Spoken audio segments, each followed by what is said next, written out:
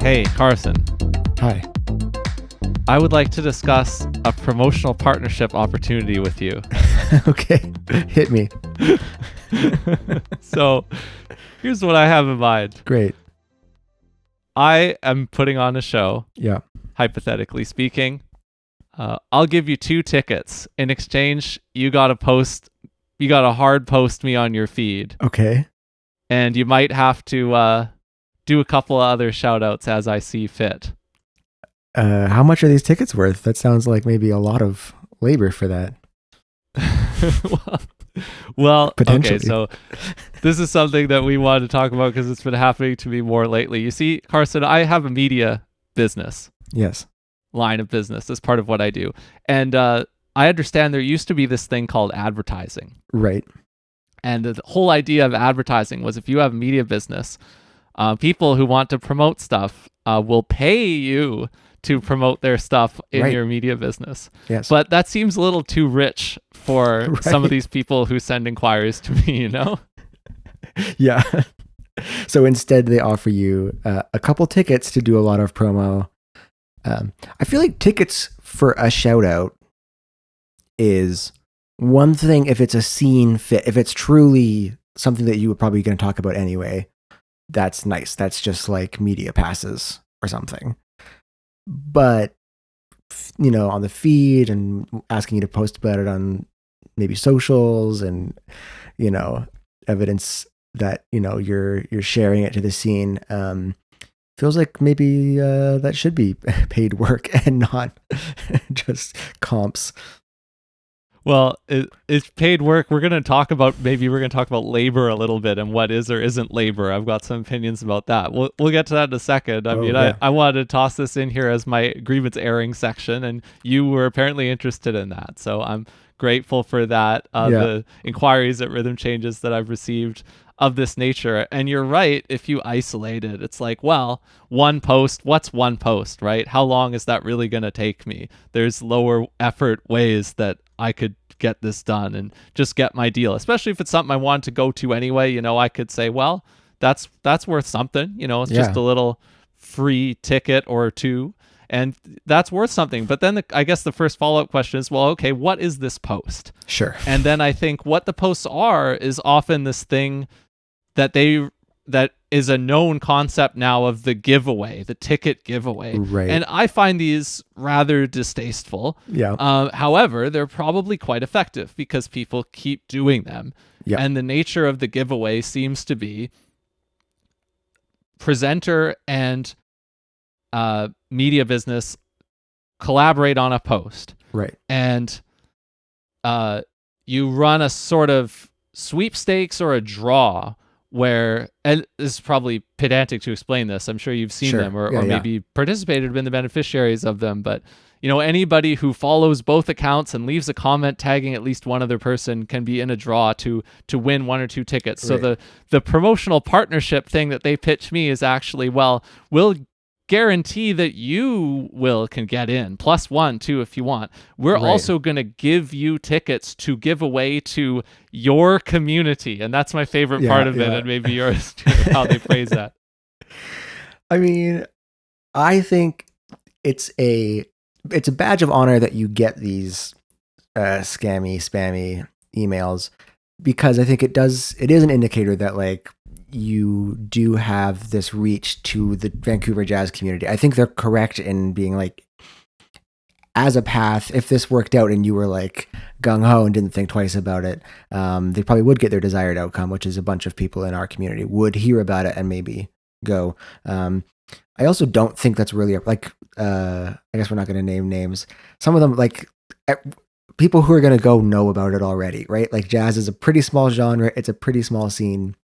We already know about most of what's going on. And if we're not going, it's like not because we didn't get tickets in a sweepstake. It's because we're like busy going to other gigs or playing or something. Yeah, I think so much of it is it's either kind of thoughtless window dressing where you're just kind of thinking of something to do that could in theory get you some more nebulous reach, or it's like a deliberate like go-to play to just not spend any money on actual performance-based advertising, because the kind of world that I live in, it's pretty obvious that, you could get a better return on X dollars, where X is less than 100 on meta ads, than even just the time it takes to coordinate such an arrangement, probably, totally. if you're measuring for ticket sales as opposed to just like maybe a couple likes or follows, unless you're living in the IG panopticon, so to speak.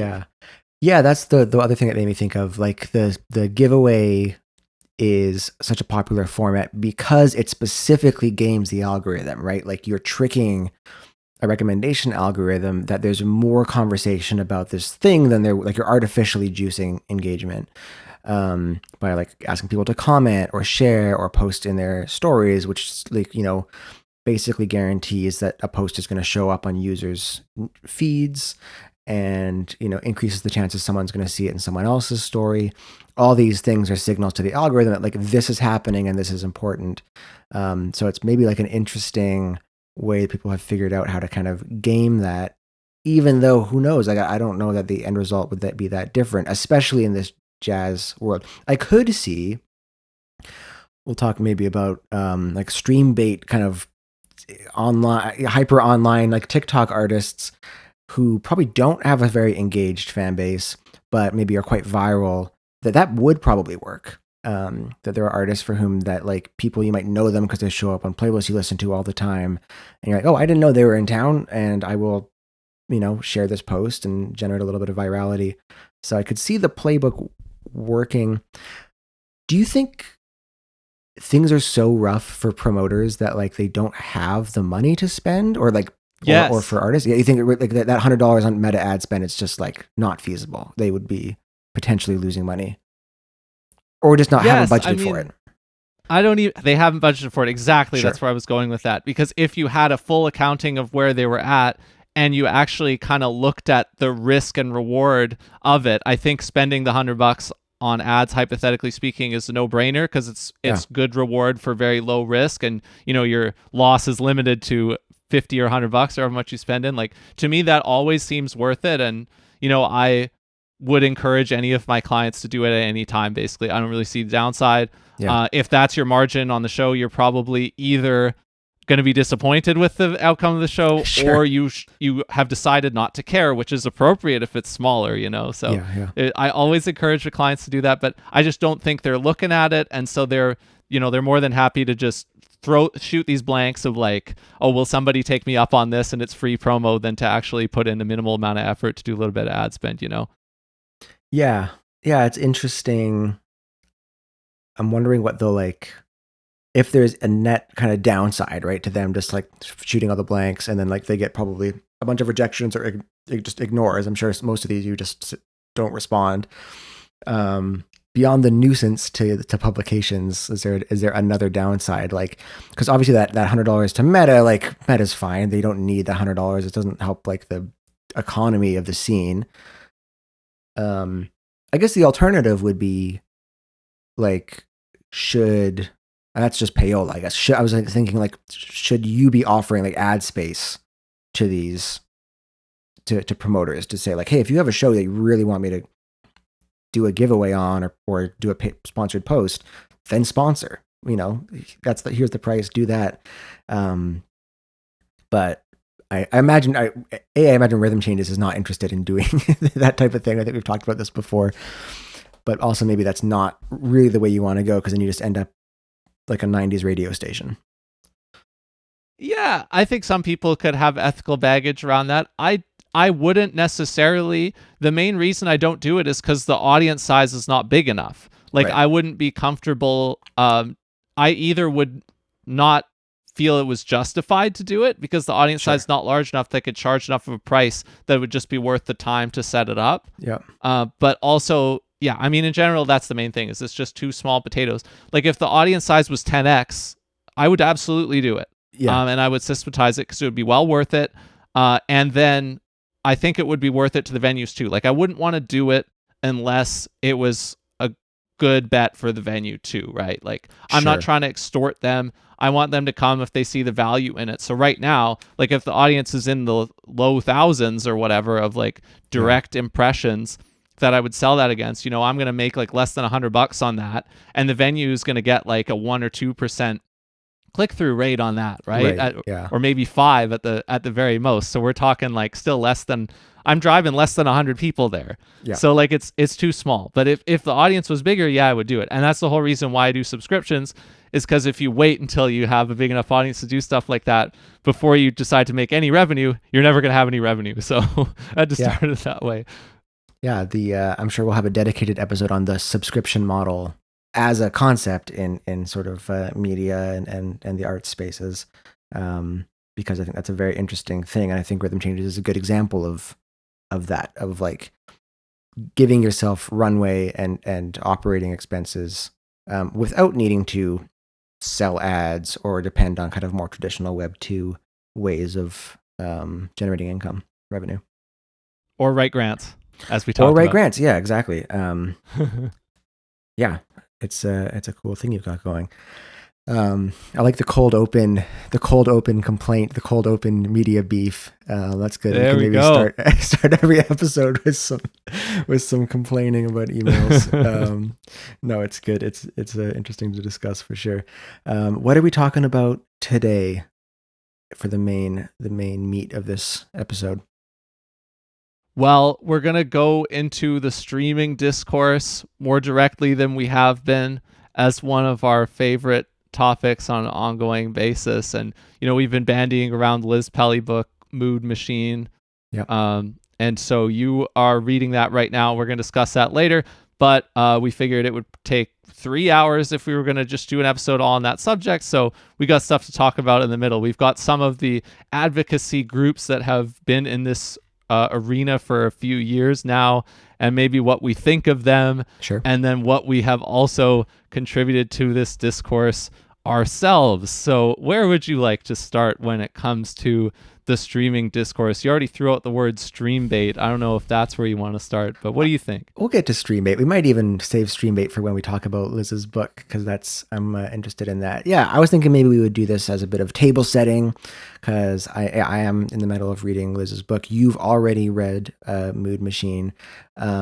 And yeah, it's there's a lot there. There's a lot to talk about in terms of streaming, and so to set the scene as to where things are at, where the debate is at.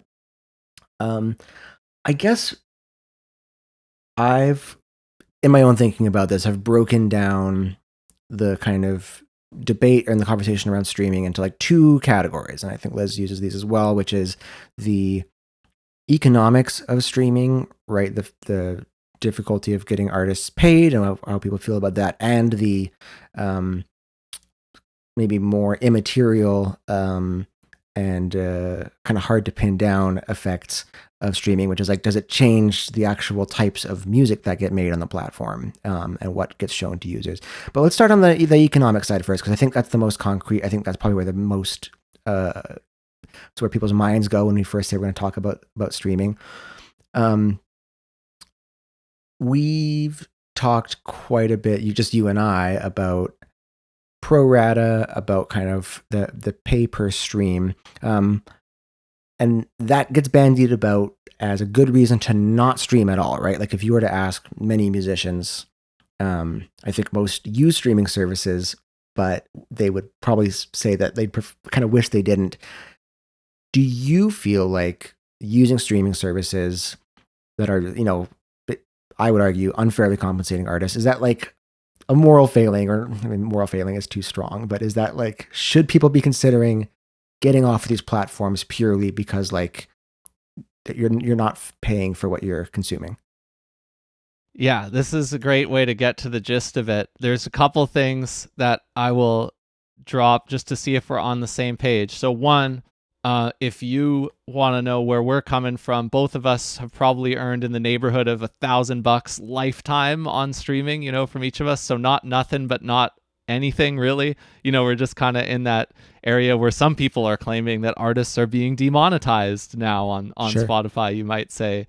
But we have dabbled, and we have had a little bit come back from that so that we know how it works, but we're not like economically tied into this game as first parties. Like my clients, some of them earn a lot of money from streaming, so like indirectly I am. But like Sure. you and me as artists, we've played this game enough to understand how it works, but we're not totally dependent on it. Is that fair? That's fair. Yeah, exactly. That's where we're at. So yeah. Yeah.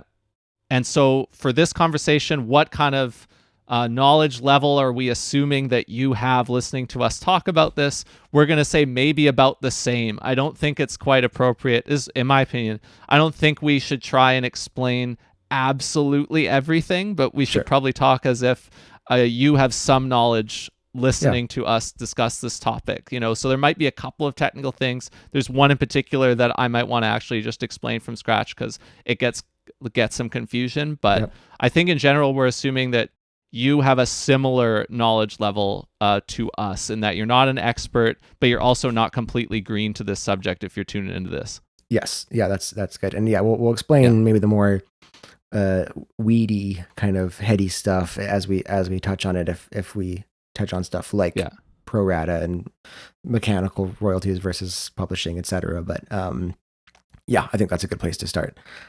So to the question then of, should people just like not use this stuff? Are we stealing from artists?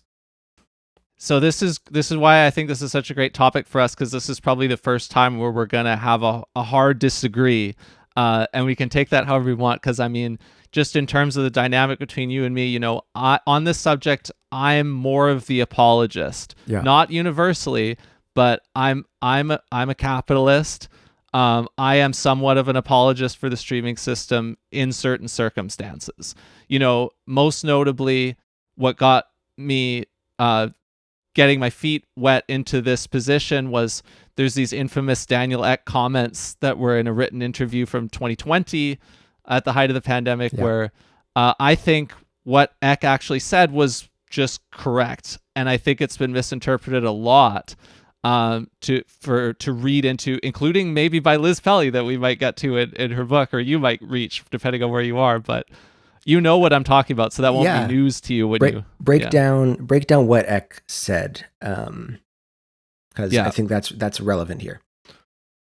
So what he said was that in the 2020, and he was extrapolating from there in this everything has gone digital music world. That landscape might tend to favor artists who have a release schedule that's more tailored to that reality than a past generation's reality, you could say. He was being descriptive of what he, as the CEO of Spotify, saw as the current landscape and what it would be going forward, especially in the COVID world, talking about how those who were releasing frequently, digital only, and who were engaging with their fans, which I think is something we can all agree we want to do, they might be better off than the hypothetical artist who is in a different stage of their career and of how they would approach that. I think if you isolate what he actually said, I think it's pretty uncontroversial, and I think he's correct, but I think he's been read in such bad faith, and I think anything he says at this point gets read in such bad faith. So that makes me kind of look like a Daniel Ek apologist sometimes, but it's true. From my vantage point, I think people take him out of context on that so much. I don't think he was not being prescriptive at all. All these artists seem to think that everything Daniel Ek says is what is his prescription for what we should do. I don't think that's true at all. There's another later comment where he said he was making some kind of remark about how you can post a lot and get the returns of like what people used to have to spend a lot on advertising to do. And he said something like, today, with the cost of creating content approaching zero. And people read that into him saying that the cost of music making deserves to be approaching zero. But that's not what he was saying at all. He was talking about posting about your music, which is also a descriptive versus a prescriptive thing. So I'm putting on my Daniel Ek apologist hat and my streaming apologist hat. And to get to your question, I don't necessarily think it's an ethical failing for anybody to use streaming. Now, I'm also just not a no ethical consumption under capitalism guy. That's just not my worldview. But I think I can use the Google, the competition is always one click away defense to some extent, because if you feel morally ambiguous about this system, the whole point of our project here and what we're striving for is that you should be able to log out of it and do something else. Yeah. Whatever that looks like. So I don't think anybody is being forced to use streaming as an end user. I think it's a good product. We've said that. Yeah. You were like, oh, it's a good product, and then we were like, oh, you mean like morally good or like good sure, UX? No, it's just very good. Yeah. Yeah, Good UX it's a very good product UX wise. It has won a big share of the market, and it takes. If we want to have an alternative music economy, we can hear people describe how that was in past decades. We can try and maintain that as best we can, but it takes imagination to maintain such an alternative economy. We know that streaming is there. I don't think you are harming an artist if you're using it. I'm skeptical of, saying that trying to push people towards streaming cannibalizes your physical sales. I don't really buy that at all, personally. I think it's more additive than anything else. The person who streams you, I think, is more likely to buy something from you than the person who hasn't streamed you. Or equal or more, basically, I could say. So that's kind of my opening salvo on this subject, which I know you don't necessarily agree with all of it, but you're aware that that's my position, no doubt. Yeah, definitely. And I don't think we're as far off on the main question. I'm not a fan of Daniel Ek, but I also take your point that he's just saying kind of how he sees things. I would, to take the other side of the argument as the musicians and artists who got angry at what he said, which basically I think he even said it shorter, which is artists can't release an album every year and expect to make a living. You need to be basically having this short release schedules every 3 months, putting something out, singles, and engaging with your fans in other ways, and that's how you make a living now in the new era of streaming, platform economy. You're right, he was just being descriptive and people read him as being prescriptive. However, I think in him being descriptive, Spotify caused this state, right? So he's not just a moral bystander going oh, this is just how it is now. I'm observing the weather. Spotify created that, right? And they had kind of levers and controls to maybe not make it be that way. I think we'll probably talk more about in Liz's book. I think it becomes evident they actually didn't have as many levers as people think they do have. I think streaming services are actually beholden to much older and more messed up ways that the music industry has always worked. And so I think that's certainly part of it. But this whole thing, the commodification of the single, the single, the play as a unit of what gets sold, and then the way that the platform is, biased for engagement, like we talked about in the first episode of this podcast.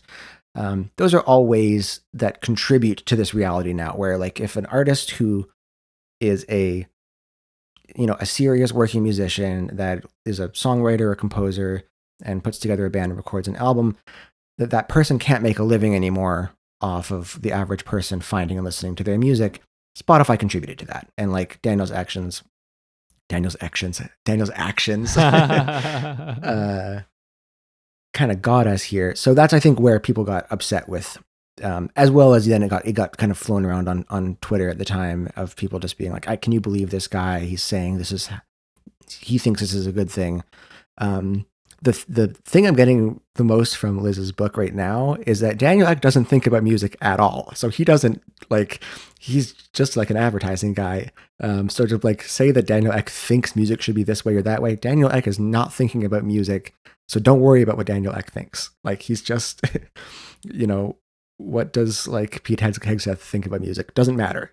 It's you can look at the ways he runs his business or whatever. What are you talking about? Didn't you get added to his group chat? Yeah, I did actually. He has some really interesting album recommendations, but I left the group chat before the good stuff happened. But yeah, I think that people kind of attributing malice to what Daniel Ek is saying. There's no malice there because he's not thinking about music at all. So I'm kind of with you there. I don't think it's a good. I don't like him. But I don't think he's being prescriptive either. Yeah, and as far as like whether or not, whether streaming is theft, right, or piracy, which I think that was certainly kind of the latter half of the 2010s. I thought was floated around in music school. I had professors say a version of that, like, I remember when, I guess it must have been when Kenny Wheeler passed. Was that kind of around 2016, 2017? It was sometime around our university days, for sure. And most of Kenny's music is not on streaming or wasn't on streaming, but I think one of the albums is or was at the time. And a prof was talking about Kenny's music, and someone mentioned like, "Oh, I just heard this album for the first time," and I think they said on Spotify, and the prof lost his mind and said like, his widow's just buried him, and you're like already stealing from the his widow and his estate, when what you should have done is bought the record, which I take that point, and I think that's the case, that if you do care about supporting artists, people should find ways to do that. I do take your point that like streaming is additive in general. The people that hear your music on streaming are not probably people you would have reached otherwise. Yeah, that's I think maybe where I land on it. I guess in general, I think it does. I don't think it's cannibalizing maybe your physical sales, but it maybe erodes music consumption culture in a way. Is how I might think about it. Whereas like someone who had a hobbyist interest in music 10 to 15 years ago might spend their time on music blogs, might spend their time buying albums on iTunes or going to record stores. A lot of those people probably don't ever get to that point because that need is basically met on the platform. And so some of those people who might develop sustainable like music listening habits and supporting artists that they love probably never really get to that point. So I do think that it has that corrosive effect on the music economy. Yeah, I want to push back on maybe half of that, and where I wouldn't say that it erodes, I would say that it flattens the potential outcomes, Sure. but I don't think irreversibly. And I think if there is actual erosion where there's lost, like really missed opportunities for engagement and audience building in whatever form that looks like, I think the artist is just as culpable as the fan. I don't think it's all on the fan or the mediation of the streaming service. I think it does kind of temporarily flatten most of these kinds of experiences, and that is unfortunate, and that is kind of detrimental for just the very reasons you described. Like it is absolutely, it can satiate you, to stream your favorite artist, but I don't think that it forecloses the possibility for you to have a deeper transaction with that artist. And I think the responsibility then also falls on that artist to provide such a thing and to make a real effort to engage you. I don't think all the blame deserves to be thrown on the end user side in terms of the user's relationship with the streaming. Again, because I don't think it's the same competition as a click away sort of milieu that I'm talking about, where in theory there are also other big platforms where you can connect with that artist, like on their social media, or if you end up deeper, like if you end up on their newsletter or Patreon or Bandcamp or something like that, you have an opportunity to connect with that artist if they provide one for you. And whether they are on streaming or not, at that point, it is irrelevant to you. And it didn't, you can continue to do both. And we do for our favorite artists. We are going to stream them occasionally, even if we have also gone to see them live or, bought something from them. So I think it flattens the common levels of the experiences, but I don't think it forecloses or permanently erodes them as long as the artists say so. I think to the extent that happens, I think the artists are culpable as well. Yeah, it's interesting. I think take that point for sure. And I think you're right that there's now these expanded avenues for connection with artists, right? Like you can have these kind of digital communities of fan bases that are engaged with an artist's music. I think some of the stuff we talked about in the first episode, some of the filter world stuff, some of the ways that the platforms, now talking about social media, right? Like what are your other options as an artist? If you've got a bunch of streams from different listeners who wouldn't have otherwise found you, how do you leverage that into like an actual audience? People are going to come see you at shows and maybe, check out an album on Bandcamp and support you. I think those are also being eroded at the same time, right? We talked about the ability that like now that if you make a post on Instagram, Instagram's not really for that anymore, right? It's interested in showing people short form video. So, even if you gain followers on that platform, your followers won't necessarily see things you post. You're getting the reins taken away from you in several ways. Not to say that there aren't ways anymore. There's many ways, and it probably requires being creative. I think many artists are feeling the pinch of several avenues that they used to have to kind of build this career and community being taken away from them at once, right? Where it's like mechanical royalties aren't going to cut it anymore. Just posting on Instagram and like connecting with your fans that way, that doesn't cut it anymore. So, these are things that happened in quite a tight time span. And so I think people are still like reeling and trying to figure that out. But to what extent is streaming to blame for all those other things that we also talk about? Not at all. I don't think streaming is causing that. I think it's just it's the same symptom on several other platforms, right? It's the exact same thing, the platform economy, attention economy driving these things. So not causing that, but it's sort of in tandem causing a tough thing for artists. So I think there's that concern with streaming, even though, I mean, like you and I both use streaming services because they are a good product and that they're like nice to use. They do what it says on the tin. They have a lot of music for a fixed price, which,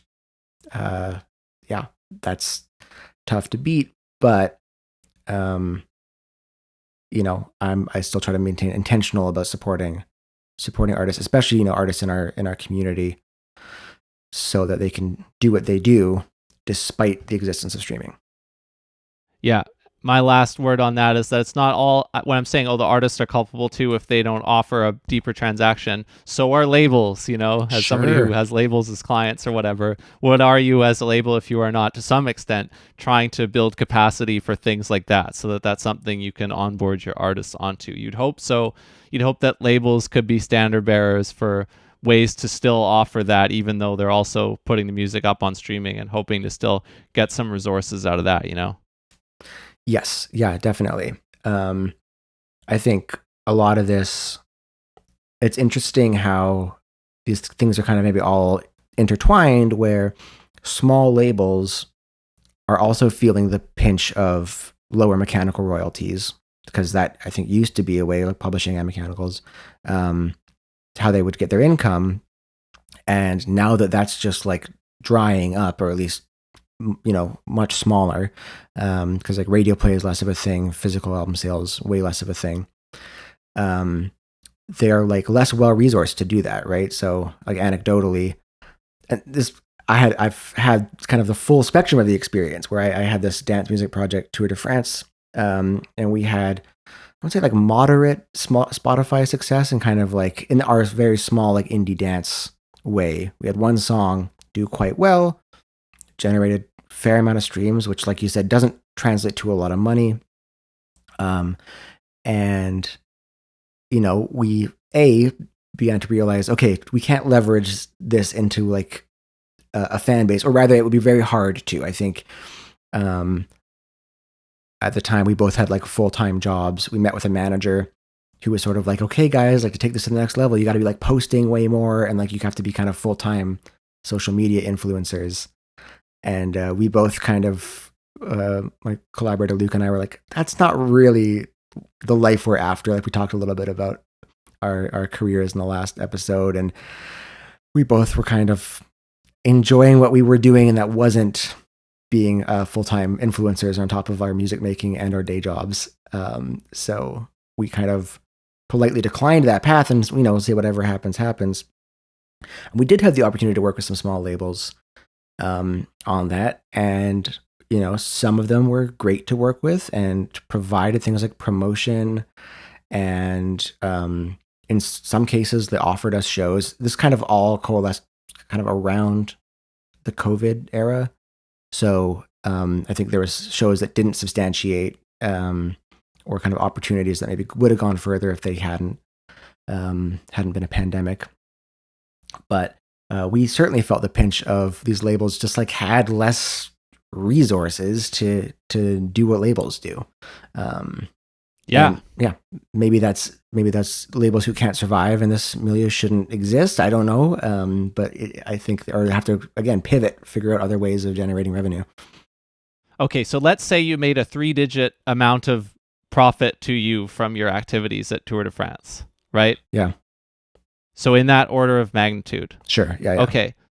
Let's turn back the clock to, let's say 2001, like 20 years before you did this. If you did Tour de France and you launched it into the conditions of 2001, do you think you would have ended up with more or less? It's a very good question. It would have been... In nominal terms. We don't even care about inflation here. We won't think about that. It's gotta be... that's a really good question.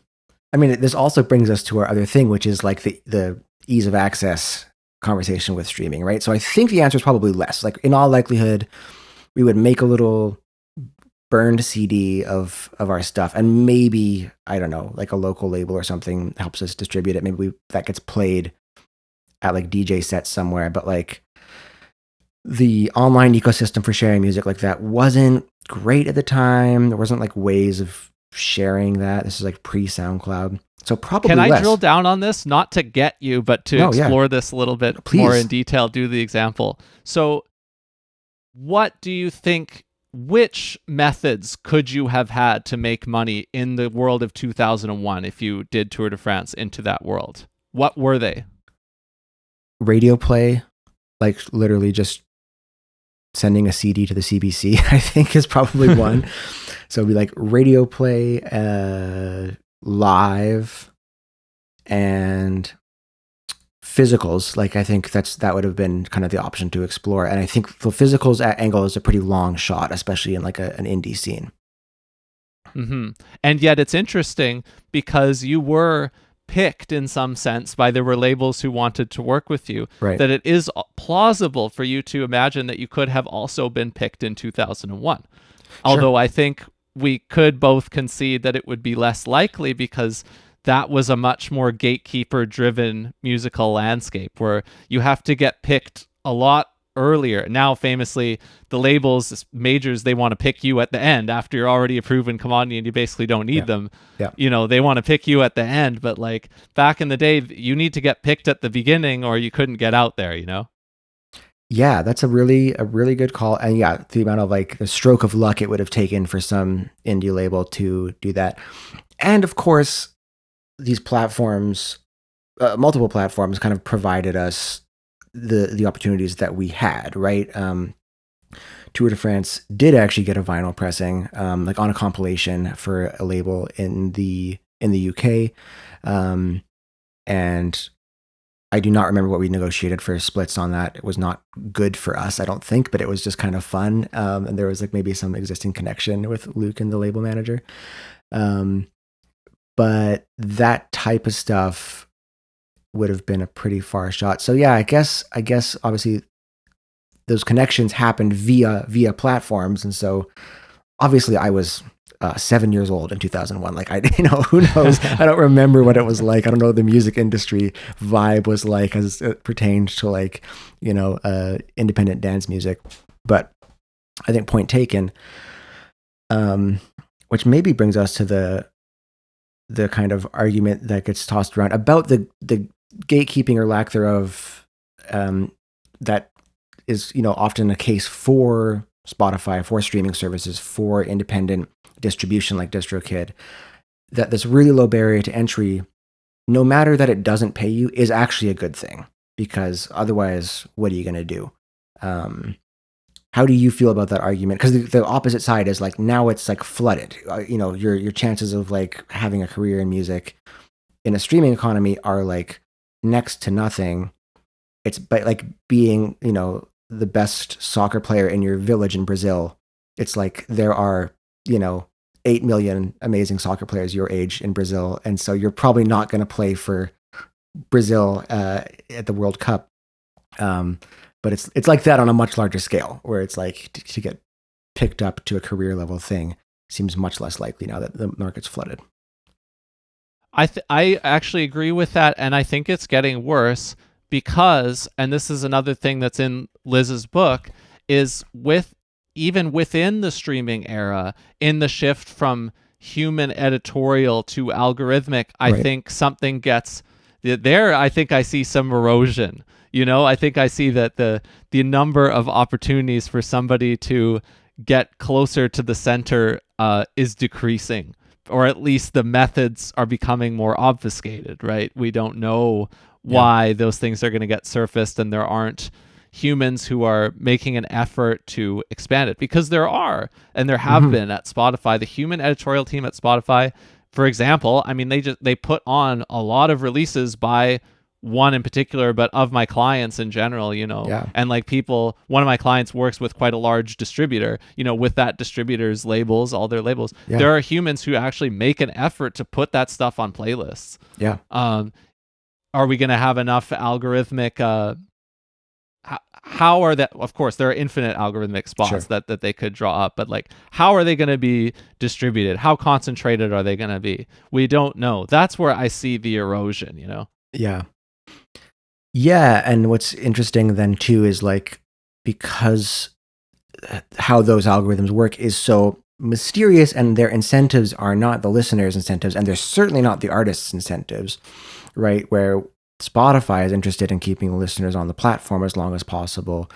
And so what gets added to like the bigger playlists, algorithmic or not, is going to be, well, certainly not, more kind of difficult music. We've talked about this earlier, but now that there's this extreme sea of music, much of which probably sounds, quite a lot the same to listeners or to an algorithm, getting kind of plucked out of obscurity, and even to have the success that Tour de France did, right? Actually, that all kicked off because of a Spotify editorial playlist. We were put on Fresh Finds for like a very short amount of time, but that garnered us a bunch of plays, and people heard about us and reached out just having seen us on that playlist. And so I think that was a real flash in the pan moment, and I don't think can really happen anymore. Or again, the odds have gotten so much narrower. Yeah, I think that's a big difference going back to past eras, because the equivalent would be to literally be put on a radio station playlist, right? And that also requires human gatekeeping, but that's a lot tighter back then. So in the best reading of the Spotify human editorial playlist era, you have created a lot more surface area to put people on like that. But now that's going away, that I can concede that the corporate mission of Spotify was to I hate the term enshittification, but you could say that this is that, where you could say they built out the human editorial team to lay the groundwork for these processes, and then eventually make them more and more algorithmic over time to save cost while driving the same end user outcome, So that is pernicious to artists, and that's probably the most real complaint in my reading of the situation,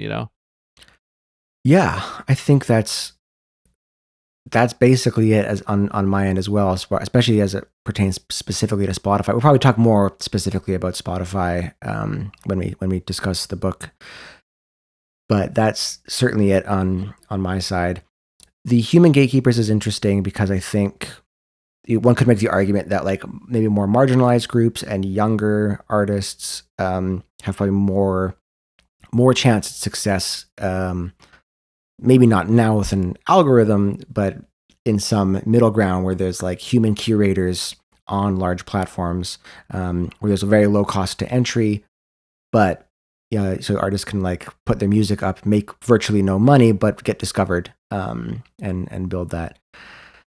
So is it, with that all being said, then is it worth it for a small artist to release their music on streaming, right? We hear people say like, oh, I'm not going to bother, or this is like a protest of I'm not putting my music on streaming because I think it's unethical. Do you think it's worth it at all for artists to bother with it? So this is a surprising answer, probably, given my general apologist position. I would say probably not, and the reason why is I draw from my own experience. Sure. In most years, I have not earned out the cost of music distribution, which is a small cost. It's either an annual fee or it's a pay as you go fee every time you upload something. In most of the years that I've been active on streaming, I have not earned out that cost. So it's been an expense for me to be on streaming more than it has been a revenue generator. Now, I have never really put that much effort into streaming, and so it's not like I was trying super hard for that not to be the case and that didn't happen. But I don't think I was trying any less than the median artist. I think I was kind of trying a typical amount in terms of it was a low priority for me, but it was something that I pursued and I did. And if you evaluate it, no, it wasn't worth it. If you look at most calendar years, I didn't even get enough from streaming to cover the less than $100 or 100 to 150, depending on the currency conversion from US dollars, just to be on there. And I think that's true for a lot of people. So no, for somebody like me, there's actually a pretty good chance that it's not going to be worth it. Now, it does make your music more accessible to people that you meet in your life, but then that's the same question as like, well, you got your track on that playlist, and okay, that translates into what now? What next? Sure. Yeah. I think we talked about this before. There's still the what next problem, even if you say, oh, putting my music on streaming makes it easier for me to introduce it to somebody else. You still have to have a what next for them. This is the same thing as like the onus is on the artist to have the transaction that's deeper or something. If you don't have that, you're going to encounter the what next problem. So is it worth it for somebody like me? Maybe. Is it worth it for an artist that makes more poppy music than I do? I make the non-commercial music that I do. Maybe, but it also can become like the same kind of big things coming IG panopticon gambling behavior of where each release, where you're putting out stuff and we'll see what happens, is something that I hear people say sometimes. And if you say we'll see what happens, that basically means you don't have firm expectations, and so probably nothing's going to happen. So I think it's very questionable whether or not it is worth it for small artists like me. However, I think if you're any bigger and if you have more serious intentions, I think it could totally be worth it. I like that framing of thinking of it as an expense, which it is an expense. And so then a young artist or someone who's got a release coming up that they're thinking about, like, do I bother with putting this on streaming? Thinking of it as in the same way that you think about, like, should I register a website? Should I make a Squarespace, like buy a domain name, pay Squarespace for a year to put a website up? It like maybe gives your music a tiny bit more legitimacy, as far as like if someone Googles your name, they can like find the stuff and they go like, oh, neat. Okay, this is artist on Spotify. So maybe there has like marginal impact on your ability to like get a gig. Depending, this is maybe for a hypothetical, maybe more pop artist or something. I think in our scene, people don't particularly care. But you can basically think of it as like an advertising cost. And if that, annual DistroKid or CD Baby fee doesn't really fit into your budget or doesn't make sense with what you're expecting from your career that year, then it's not really worth it. And if you're thinking like, yeah, sure, like in the same way that you go like, I'll put up a website just so when someone searches my name, something comes up, go for it. But again, like you're not going to get income from it. I will say, so Tour de France, we do make back our DistroKid in mechanicals at the moment. Or I guess between probably mechanicals and publishing it all nets out positive for us at the moment. but narrowly. This is like not great numbers. So Yeah. I would say if you don't expect to be clearing, a couple 100,000 streams on a track, then to think of it as an expense and act accordingly rather than see it as an obligation or a de facto I have to do this because that's what releasing music means. Yeah, and we are not telling our friend Johnny Tobin that he should find a different method because this is the perfect channel of distribution for somebody like Johnny because he makes his music by himself. Yep. He has no cost. It's electronic oriented music. He's gone from nothing to something on streaming, and that's a big part of his income. So he is thriving on streaming. Unquestionably, he's doing better in 2025 than he would in 2005 or 1995. So there are people who it works really well for. Yeah, absolutely. And I guess the actual advice is, if you're that size and you're interested in going on streaming, maybe it's time to work with a small label because then they worry about distribution, they pay those fees, they handle sending your stuff to Spotify and submitting your stuff to editorial playlists, and you can sit back and have your stuff on those services without having to worry about maintaining that, and it's just kind of not your problem at that point. So maybe that's my actual recommendation if you're kind of on the fence about that, because if they lose money on that, that's actually usually not coming out of your cut. Yeah.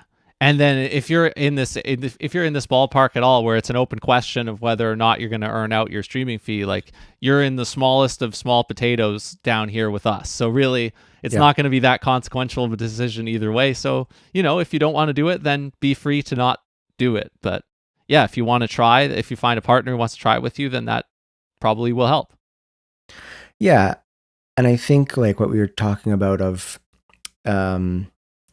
discussing how even with streaming that you have to figure out alternative ways of reaching the people that are listening to your music, that even finding success on those platforms is not an answer in and of itself, right? Getting a bunch of streams is not enough money to pay yourself.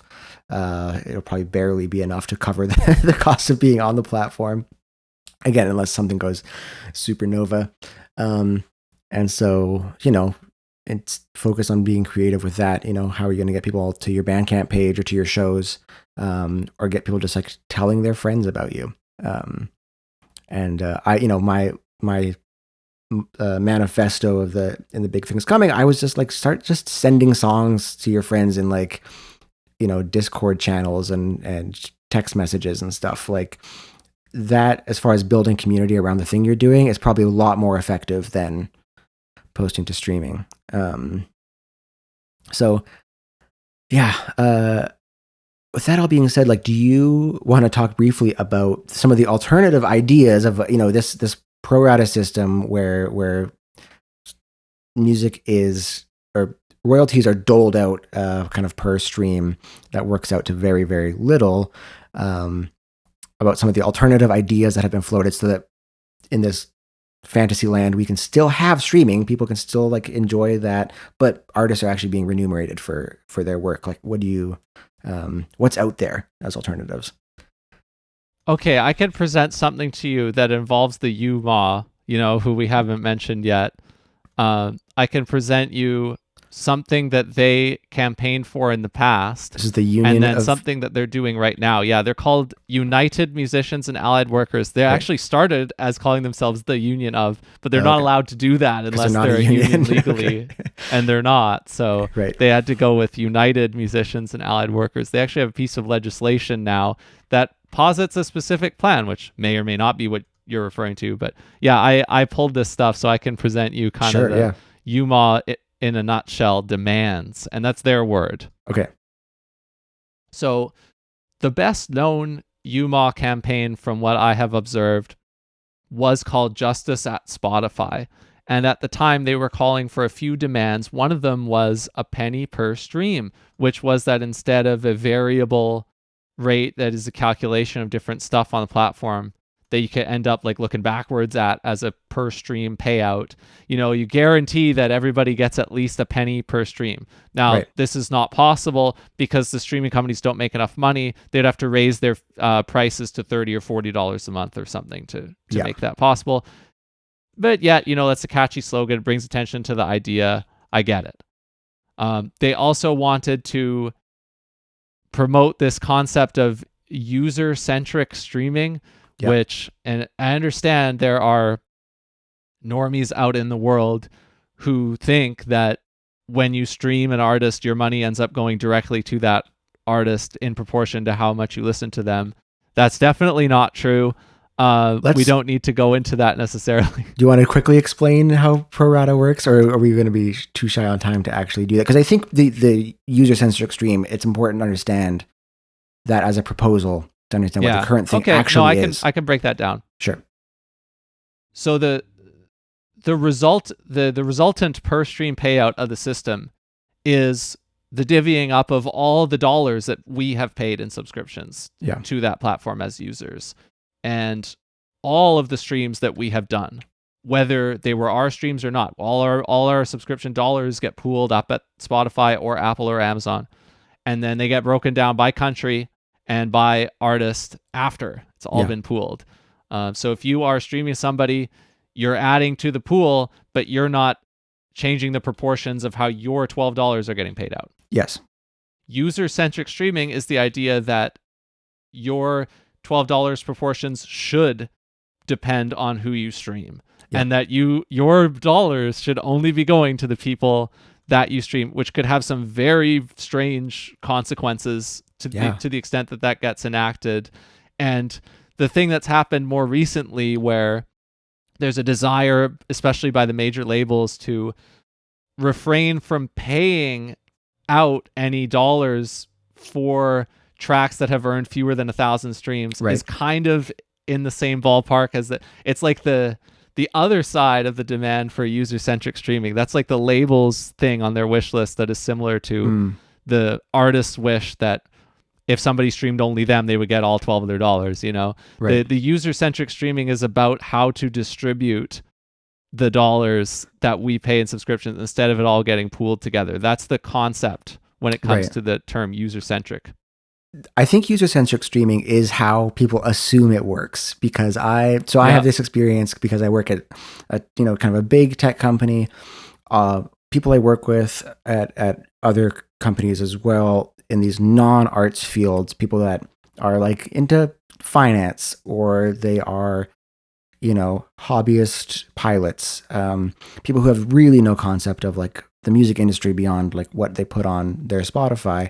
People will hear that I make music, and some of them, my friends that work on Slack, will ask me for the Spotify link, and I'll happily share it with them. And like a week later, they'll go like, "Man, I've just been like putting that album on repeat, so you get all the streams, you get all the money," which is very kind and very sweet.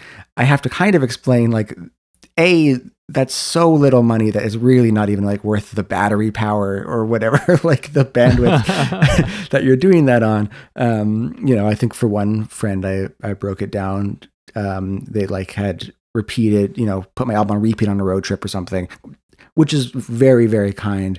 And I was like, all right, so even if you listen to it like 5 times, which would be insane, don't do like listen to some other music. But it would have been, like less than $1. And if you, it's very sweet, but I like don't need $1 from you. You can listen to it once and then tell a friend about it or something is maybe a better use of your time. So I think, the user-centric streaming, people maybe assume that's how it works. Do you have like what are the downsides to user-centric streaming? Because to me, it sounds like kind of just a no-brainer, but it can get very weird. I think it's weirder than it seems at first glance, because it would unlock a whole new level of zero-sum behavior among artists, where you are going to try and get people to listen to only you, and that's a completely different incentive than just trying to get somebody to stream. So it's like each model comes with its curse, right? The curse of pro rata is that the pool is so big that your friend putting it on repeat doesn't even make a dent. But the curse of user-centric streaming is that can you imagine how hard some artists would be pulling to try and get people to listen to only them, and what kind of incentive that creates for them? That would be, you're right. Actually, that's a very funny incentive problem. And you could see things like cliffhanger songs or something where you have to just like, you got to stick around to see what happens at the end of the record. That is very interesting. And I guess would kind of break things. Also, I mean, as with anything, and we'll probably talk a little more about this on the episode about the book, there will be like spammers and scammers that try to exploit whatever system is chosen. And so in pro rata, we'll talk probably a little more what that looks like, but it's basically just about like volume and making stuff really replayable and, but yeah, I guess in user-centric, you would just have to be the user that everyone listens to, develop this like rabid fan base. And like, I think artists would be bribing their fans to like promise that they will only listen to them. Yeah. And I mean, like, so Taylor Swift would make out like a bandit, right? Like, I think and penny per stream would make her a trillionaire. Yeah, exactly. I mean, that's the main argument against penny per stream. I think like anyone can transparently see like, if we're just doing that, just shut down the platform. Like if that's the demand, we can just say like, shut it down if we don't want to do this, because that would be the end of these companies. Drake and Taylor Swift would become like mega trillionaires, which is not, I'm sure UMAW's, that's not their intention. There's probably some debate about like the seriousness of UMAW's message, especially the penny per stream thing. Like, do you think that's a fully sincere ask? Or it's just meant to start the conversation? Yes, I want to continue with that and like with their legislation and that it's actually a tangible thing. And I will give them credit for two of their justice at Spotify demands. Two of the things from their former campaigns have been happening. One of them is make all closed door contracts public. And like, I think Sony or one of the majors details of their private agreements with Spotify leaked and things like that. So I think that's happening. And then the other complaint, reveal existing payola, then end it altogether. Or that's one of their demands. Yeah. Sorry.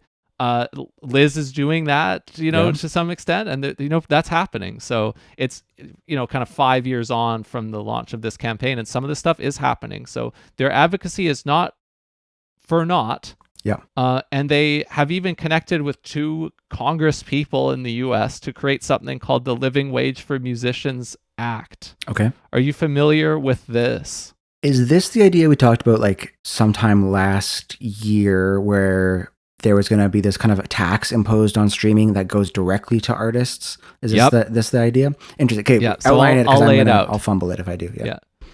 So this is one of the technical things that I'll break down really quick. So there's a thing called neighboring rights. And neighboring rights means if a recording gets played on the radio, the performers on that recording should get some payment for that play, similar to how the songwriters do. Sure. And there's an organization in the US called Sound Exchange. There's an organization in Canada called Resound. There are collection organizations that collect the neighboring rights payments for radio plays. Okay. You register, like for me, for my album that you played on and I played on and 2 or 3 other people played on. In theory, the more radio plays we got, the more of those royalties could eventually trickle back to us. That's the concept of neighboring rights. Okay, sweet. Now that's for radio. Yeah. So there is a desire by the UMAW and by other people to have neighboring rights happen on streams as well. Interesting. Okay. Because they do not. Yeah. They never have. There was a thing in the UK where there was a parliamentary inquiry on streaming. There was a campaign called #BrokenRecord. This is around the same time that UMAW launched in the peak COVID era. Right. And they bundled it under this term called equitable remuneration, where that means like we want to expand neighboring rights so that it applies to streams. Okay. And this is basically what this Living Wage for Musicians Act wants to do. Okay. This is a quotation from the actual bill, which is not long. It's a short thing that you can kind of read down. It is written in legalese, but it's short. It's like a couple pages. Sweet. This is from Section 4 of the bill. Living wage royalty fee. Beginning on a date determined appropriate by the fund administrator, service provider shall charge each person charged a subscription fee by the provider an additional fee in an amount equal to 50% of the subscription fee charged by the service provider, except that such additional fee shall not be an amount less than $4 or more than $10. So what that means is if you're paying $12 a month for Spotify, they want you to be paying that plus 50%, so $18 a month for Spotify. Yeah. And they want the 6. They want the extra 6. Yep. They want that to not go to Spotify. So this is basically a 50% tax that a government agency will collect and redistribute to some extent. Now, how will it be redistributed? This is not from the bill anymore. This is from UMAW's website that I accessed today. Sweet. This money would be paid into an artist compensation royalty fund, which will then be distributed directly to both featured and non-featured artists by a nonprofit administrator. That's the same terminology and setup as the neighboring rights on radio. So we're bringing neighboring rights to streaming. If we just brought it in the way it is now, the payouts would make the current quote unquote per stream rates look rich, because the whole reason radio can afford to pay neighboring rights is because one radio play goes out to like 10,000 or 100,000 listeners. Yeah. That's why anybody makes any money. With streaming, it's one listener at a time. So the money's not there right now to fully port over the idea of neighboring rights to streaming. Sure. So we are going to juice it with more money by charging this tax, collecting that money, setting it aside for that purpose. And then they say, this is also from UMAW's website, a maximum payout per track per month will be in effect in order to generate a more sustainable income for a broader and more diverse set of artists. Money exceeding this cap of streams, as it stands, 1 million streams for a track in a month, will be used to increase the payout per stream for all recording musicians. So they are also, in addition to the 50% tax, they're going to get more money for this fund by making it so that if your track gets more than 1 million streams a month, the extra per stream, quote unquote, payouts will get redirected instead of going to the label or the rights holder for that artist. They'll get redirected into this fund. And so they're trying to gather money from both sides and use it to create the neighboring rights thing for streams, where the musicians who played as the performers on the recording will get paid. And that's why they talk about it as we're trying to get payouts directly to musicians instead of through the current system, the way it works. It's very interesting. I mean, so, as the resident anti-capitalist on this podcast, I don't hate the idea, right? Like, there's a big question of like, okay, a 50% tax on your Spotify subscription, like how many people are actually going to do that? I don't really think any of this is ever really going to happen, but it's interesting to think about. I just want to throw this out there too, that they say they want it itemized when you get billed by Spotify. They want Spotify to tell you, the customer, that those $6 are not going to Spotify and that they're going to this artist fund, because they think that looks good, like PR wise, right? I like that in theory, because it's a little bit where, we're saying, okay, it's up to the consumer to like chase down and support artists, but we're also saying like the percentage of the listener base that's going to actually do that is probably shrinking. As like the music scene changes and the way people like explore music online changes, probably people are just not going to do that. They're just going to use their streaming service. So it's kind of one of those like, I don't know, like a tax on cigarettes or something, kind of like a moral tax a little bit, where you're just saying like, hey, you're doing this, you're not dissuading people, but you're saying like, we're going to do the right thing for you. This is hurting people, or at least not compensating people. So, here's your extra tax on this. We'll take care of actually paying people for what they want. I like it in principle. I don't really think it would happen. The other thing that's worth calling out is, because they're doing it like neighboring rights, it bypasses labels cut, right? Because one of the other major problems with these things is, even if a thing is doing well and you're getting,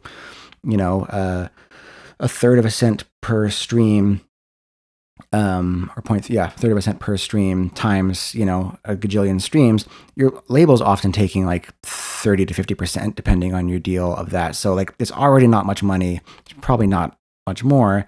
And so like a penny per stream, the labels just get super rich, right, on mechanicals.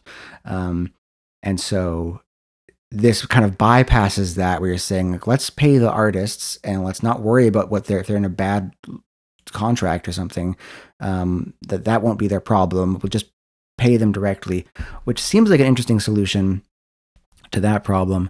I'm sure you have thoughts to the contrary on. So I have I have another question for you. Okay. This has been a gratuitous episode in terms of the questions that I have been asking you. I've been taking full advantage of that. You've been doing gotchas. So let's say this bill passes and this happens. Yeah. This fund gets set up and there's a tax and some money is getting paid out to some artists. Effectively, it's saying like, it's the government saying like, Spotify, we think your prices are too low and we think that we know better what to do with them if they were where they should be. That's kind of the gist of it at the end of the day. But here's my question. So you're an artist, you're a member of a band, and you now have an additional revenue stream that's giving you something that you didn't have before. How do you think the label feels about this? What are they going to do in your next negotiation with your band? It's an interesting point. Yeah, they are going to either, you're going to lose some negotiating power because they know you have this other income stream, or they're going to like try to claw that back in other ways, either like asking you to pay them for that. I think it does change the label relationships. I think it would call into question the whole like standard contracts in general, right? Which I think maybe this is an area already like ripe for disruption. Because at the end of the day, if you're getting remunerated like that and you're like, the mechanicals aren't really anything, then what do you really need the label for? Like, and I think there are many artists who are thinking this at the moment of like, what are you doing for us? If all the traditional, things are broken, then like maybe we don't need a label anymore, especially now that like this tax is paying us and we maybe can lose some of exposure. Maybe if the label's giving them exposure or distribution or something, they can afford to cut the label loose. Whether that's a good thing or not, I don't know. Obviously, like labels are an important part of the music economy. So, yeah, well, it adds another surface for antagonism between notably two parties that are not the streaming company. There's some crossfire that will happen probably as a result of this, right? Definitely. And it's like one of those things where those two like labels aren't doing great right now either, like we just said, right? So it's like you're injuring that if that's how it plays out. I mean, obviously being a musician, I'm less sympathetic to a label going like, well, boo-hoo. I'm like, that's fine. I've played on all these records. I would love to be remunerated for, recordings I've played on. If I was, had a bigger, obviously at our scale, it would be nothing. But if you played on a big record and you were paid just like an upfront thing, it'd be great to be paid neighboring rights. Yeah, I even forgot something else that they want to do in this bill. I forgot this quote, which I think this is from the UMAW website, not from the bill. The royalty would be funded through an additional subscription fee. We talked about that. Yeah. And a 10% levy on non-subscription revenue. So they're actually working three sides of the marketplace to try and gather money for this fund. They want to make it so that tracks that have more than 1 million streams a month, that the earnings of those tracks get diverted into the fund. They want to put on this 50% tax. And they also want to put a tax on Spotify of 10% of their advertising revenue. I forgot about that. That's an important detail. That's wild. Yeah. And I mean, that is probably what's going to make this never happen, right? Because like, who's got the lobbyists here? Like Spotify is going to be... Spotify would threaten to leave any country. That would... Yeah. Totally. That aspect, can't imagine that will ever happen. This is why you can't share news links on Instagram in Canada. This is literally this. Yeah, exactly. Yeah, Meta was just like, no thanks. We don't like your legislation. We're out of here. it makes me think a little bit, I guess, about in our small independent music circles, people are feeling like they're having a hard time figuring out how to like earn a living, right? Um, Cost of living's quite high. Mechanical royalties are very low. It's hard to engage with people in social media. But if you look at the numbers, the music industry is actually doing very well. And so for, which is, it kind of harkens back to maybe like pre 2020 or in parts of the COVID era where everyone is feeling like the economy is quite bad. And the numbers are saying like, well, no, the economy is doing fine. Actually, you're wrong, because like the things that people actually care about, they're feeling pain from things that they don't really have control over. So the fact that the music industry itself is thriving and small artists are going like, doesn't feel like it's thriving because I can't pay my rent and I don't really have any like viable income streams for the art I'm making. This feels like a way to correct that. Like, again, I can't imagine a tax on Spotify will ever be 10%. That's, of course, also like seems really That's probably, high. what do you think Spotify's non-subscription revenue is? Maybe $1 billion or more euros or dollars, right? So we're talking like probably $100 million plus dollars that they would hope to get from that. Yeah. I mean, it would be a lot of money. And so like, that's not gonna, like Spotify's never gonna let go of that money. But I guess like I see this as one way of correcting. And again, if you're a free market person, you would go like, markets don't need correction, just figure it out. I would say like, this market doesn't seem like it's working great for the people who it depends on, right? Labels and musicians. It's not working well. And so if we can like make it right for musicians, maybe that stabilizes things, and maybe that requires a separate correction down the road when, Spotify eventually crumbles or pulls out of a country and labels are basically made not viable at all. Yeah. And it's funny that we're talking about Spotify and you always kind of use it as the metronym for the whole streaming industry, right? And it's like there is kind of a difference in that I don't actually think Apple and Amazon would care so much about that tax. Yeah. I think they can afford it and they might want the PR of participating in it. So that is very directly antagonistic to Spotify itself in a way that it actually matters that you talk about them as opposed to the other ones, even though we do that all the time. Interesting wrinkle there. It is an interesting wrinkle. Yeah. And it's one thing to think about. We've talked about a little bit, maybe not on the podcast, how it's interesting to look at a service, the services where they don't need the streaming service. Like Apple Music is basically a loss leader for Apple. And a different example, but it's the same principle, is like Apple Music has reported, or Apple reported that they lose $1 billion a year on Apple TV. And they're just happy with that. They're just like, yeah, that seems to make sense. Like we just like being in the public conversation. We make good shows. We make a lot of money other ways. And so losing $1 billion on Apple TV is kind of neither here nor there. It's worth it for us to like get some subscribers, and maybe some percentage of people switch to, buying an Apple kind of ecosystem product so that they can watch Severance. Yeah, like how many days of iPhone sales is that $1 billion loss covered by? Right. Yeah, exactly. So it's an interesting thing to think about, like using that there are streaming services that like are not completely motivated by like ads and attention retention. And you see that in the products being worse, right? Like I switched back to Apple Music recently. I would say it's a pretty inferior product in important ways, which I like because it makes me use it less, or it makes me force it's like the dumb phone thing. Yeah, it's sort of like making me check out my own library more. The recommendations are worse. The playlists are like less front and center. Those are all things that I really like about it.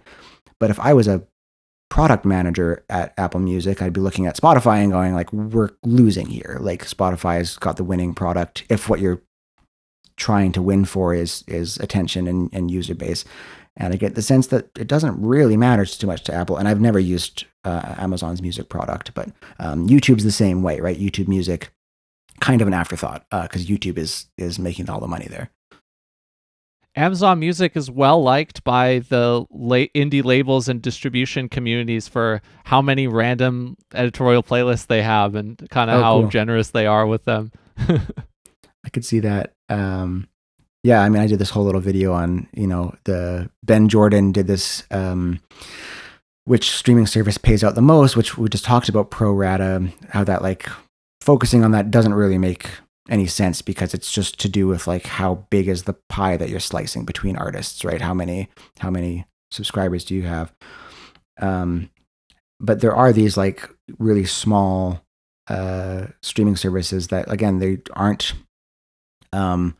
generating tons of revenue, and so they get to be a little more bespoke, which is kind of cutesy. I do intend to check out. Remember what the French one is called? Cobuzz. Yeah, that's more also like a download store. Yeah. Cobuzz. I have a friend who uses Cobuzz actually, or used to use it. Not French, just someone who checked it out. I think they had a good Linux app. That's why that was the driver. Oh, see, I got to check that out then. Yeah. I have one more irresponsible thing that I could do, and you could join me if you want. As we're rounding it down. So today, Spotify's stock price, if I'm looking at it right now, it's at $576.35. Yeah. It is up over 100% in the past 12 months. So, okay. If you zoom out on the chart, that looks pretty good, right? Even year to date, it's up 28.8%. So even though, it's going down a little bit, if you have a shorter view on the graph, it's still been rising. It's risen for longer than like it's already gone down and come back up since like the whole podcast Rogan saga of Spotify, right? With the kind of market correction of 2022, it rode down after that. Now it's ridden up and it's close to all-time highs now, for sure. Now, we don't really need to make a direct prediction on where that's going because, ultimately at the end of the day, who knows? And everything in the market is crazy right now. But they're well capitalized because of that. That's for sure. So where I want to go with that is, it's actually not that irresponsible. That would have been if we were actually going to predict the stock price. Yeah, we're just calling prices, yeah. So we just talked about these Apple and Amazon, etc. Like, do you think that Spotify is going to win out from here on if you look 5+ years down the road, if you look 10+ years down the road? Do you think they're going to win and they're going to own the whole streaming market as they surely intend to? Or do you think we're always going to have like 4, 5, 6 players, even though like there's only 2 others that are reasonably big, Apple and Amazon? The YouTube is in the mix the way it is. Do you still think we're going to have a whole bunch of players for a long time, or do you think Spotify is going to win and then this whole discussion really is going to be about them in the way that like the social media discussion is really about Facebook, is really about Meta? What do you think? I think I'm inclined to say it will. I'm actually like, if we want to look historically, think of the big 3 labels, where if you want to like look at another example of like what happens in music, there is this like consolidation and conglomeration that happens. And so I suspect Spotify will be the biggest, with some competition from, I think they're just like way ahead on the product side of things. I think they're way ahead of Apple and Amazon. And I don't think Apple and Amazon, or YouTube for that matter, particularly care about winning there. And so I think Spotify's kind of in the league of their own, right? As far as like they need to succeed as the streaming service. I do think Spotify is going to hit some hitches. I think Liz's book is coming at a moment where people are actually starting to feel a little more ambivalent about it. I think people, like some of the things she's calling out about like the enjoyment of streaming and this, algorithmic stuff and the response. I don't mind talking about this because, this was out even before the book was out. The Harper's article Liz put out about, ghost artists, which we'll talk about in more detail. There was a really strong public response of people. In fact, that might even correlate with this like recent dip in Spotify stock a little bit. The book and that they would not have moved the stock because it's up on the year. It's up from January 1st, so that includes the whole period of time. Got it. Yeah, because it came out really early January. Okay, so that does not affect it. But I do think there's these kind of growing sentiments in the user base, and in the same way that like Facebook despite, in 2009, it would have been like, well, Facebook can't lose social media. Meta still won through like acquisition and whatever. So you could see that playbook being executed. But like Facebook is not an inevitability. No one uses that platform anymore, right? Or like boomers use that platform. That's like a dying, like Meta doesn't care about Facebook, clearly. It's going to happen to Instagram too at some point. We don't know when, but if you take a long enough time horizon, yeah. And so I could see Spotify, obviously, like its domination seems inevitable, but on like platforms, there is no inevitabilities, right? There's going to be some newer, hipper thing, and Spotify is going to be your mom's platform of choice, maybe in 10 years, and doing much worse than whatever the alternative is. The question is, like, are they going to be in a position to like acquire and dominate any actual competition that comes up? If Amazon and Apple aren't going to be it, is there going to be some new blockchain thing in 3 years that comes up and Spotify just acquires them and does the meta playbook, which is just like, let's just own Instagram and WhatsApp, and so we don't have to worry about competition. Yeah. It's interesting. I don't have a concrete answer really either. I think it's pretty much up in the air, but you mentioned like the big three, right? Like, I mean, recently there was a big four and a big five, and like that consolidation's been very recent, like going just into the 2000s to get down to the big three. I think in terms of the majors, I think we're headed towards the big one. I think it's going to be Universal when the dust settles, or at least the other ones will kind of get whittled away by Universal. Yeah. But I'm more confident about that actually than about Spotify winning, because fundamentally in streaming land, every streaming platform by definition has the same music on it. Like there's no differentiation on that side. It all has to be user experience and vibes and distribution through product, in terms of why people use Apple Music and stuff. So I don't think it's almost like telecoms or whatever. Like, we're not going down to one telecom. There's still a couple, and they kind of stay off each other's lawns to some extent, right? I mean, and I think the only thing that keeps Spotify in check is like, because it's a pure play. I'm searching up Spotify's market cap. It's probably between like 100 and 150 billion. Like Spotify could be bought by whomever. Apple could just buy Spotify. Totally. At the end of the day, Amazon could just buy Spotify. If that was advantageous. And I guess, do you look at that as Spotify winning? You could. But of course you could also look at it as Apple or Amazon winning. So I think there could be consolidation there, but like I don't know about Spotify as a $1 trillion club company like with those other ones. That I think it's possible, but I think that's pretty uncertain. So I see them continuing to be the largest in streaming land. I think there's probably something else that comes after streaming land that probably has something to do with AI. They're very unlikely to win that, because when the whole game changes, then the new entrant kind of takes over, right, as Meta did with what we call social media. So I am pretty confident that we're headed towards an if de facto big one in terms of major record labels, but I'm not necessarily confident of what happens to Spotify. I think it could continue to be a very profitable company, and the stock could continue to do very well. There could still be these other players, and we could not know what's going to happen. I don't think it's inevitable that they're just going to win. Yeah, not an inevitability, and I'm more bearish on their like long-term success, but who knows? Yeah. All the podcast stuff is weird too. Like they're going for video podcasts, and they're making that a big part of their identity. Audiobooks are in the picture too. Those are probably pretty small lines for them, but they've made such a big deal about podcasting that's like a confounding thing here too. Yeah. Yeah, they've got a bunch of like bets that, who knows if those pay off for them and like what paying off would really look like. So yeah, we'll see. We'll see. We'll see how they continue to shape kind of the streaming landscape, the music landscape. Yeah, so we're not going out and buying that stock right now. I'm holding off. Yeah, not investment advice. This is not investment advice. Yeah, it was a fun one. There's so much there, right? Yeah, this makes sense. I could see us headed towards the book soon, and then it'll make more sense. Yeah, definitely. Good to have the book as kind of a jumping off point, or like a jumping off point before diving into the book, rather. Yeah. It's awesome. What is this, episode 4 in the bag? It is, yeah. I mean, I feel like I'll drop this in because it's at the end.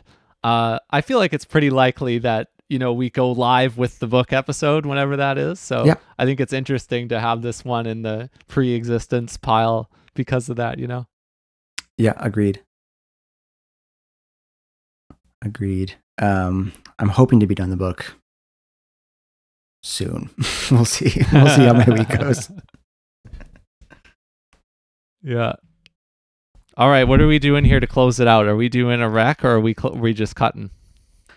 I'm fine to cut, or we can do a rec if you have a rec. What's your recommendation? My rec is the record. My rec is a record. It's called Slump by the band Improvement Movement. I sent this to you as my music recommendation for you last week. I think it's a really fun rock album. I'm enjoying it. That's, good arranging, good playing, fun singing. It's great. Yeah, you had me looking at the lineup of a festival in our province here that I noticed they were coming to, after I checked that out, because they seem like they would be a great live band. Yeah, I'm sure they're killer live. The playing comes across really well on the record. Like they all have their playing together in a big way. Yeah. Do you have a recommendation? So I was thinking in the middle of the episode that I was going to change it to something, but now I'm trying to remember what the heck that was. I did think of one in the prep in case I needed it, which is one of the things I didn't mention when I talked about the UMAW, and I think this is a very worthy campaign, is they had another campaign called My Merch that was to raise awareness of the fact that sometimes venues would charge large merch commissions on artist merch sales. Scummy practice. Now, I think this is in the bigger ballparks than what we're in. I mean, I think it's just plain as day that no venue should charge a merch commission for anybody as small as us. That would be pretty uncouth. Yeah.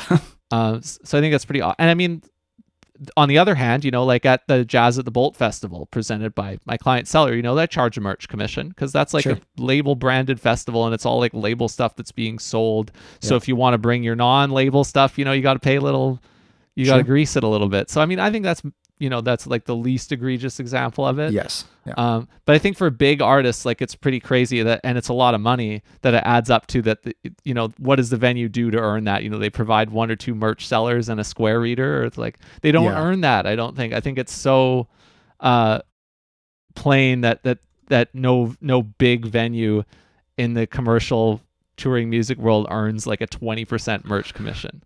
Yeah, no, that's insane. And so that's like the last bastion of like ways that artists have to make money besides the ticket sales, right? Like that's a crazy thing that they're cutting into. Yeah. Yeah. All that to say, one of the people that UMAW partnered with to do this campaign was the artist Raleigh Pemberton, who's also known as Cadence Weapon. And he has a book that he wrote about his career, and the book's called Bedroom Rapper. And I read it a while ago. It came out a few years ago. I actually even wrote about it at Rhythm Changes at the time. But that's a good book by a Canadian artist that talks about a lot of these themes that if you listen through our episodes in full and you have not read, you will surely enjoy. So check out the book by Raleigh Pemberton, aka Cadence Weapon, called Bedroom Rapper. Sweet. Good recommendation. Thank you. Yeah. All right. I think we're calling it a night. We have entered the season where it's actually still light outside when we finish these, which feels I good. Probably have even said I can't remember if I've already said in another episode, but it's so nice that I have to say it twice, even if so. Yeah, it feels good. I'm going to go for a walk. Yeah, right on.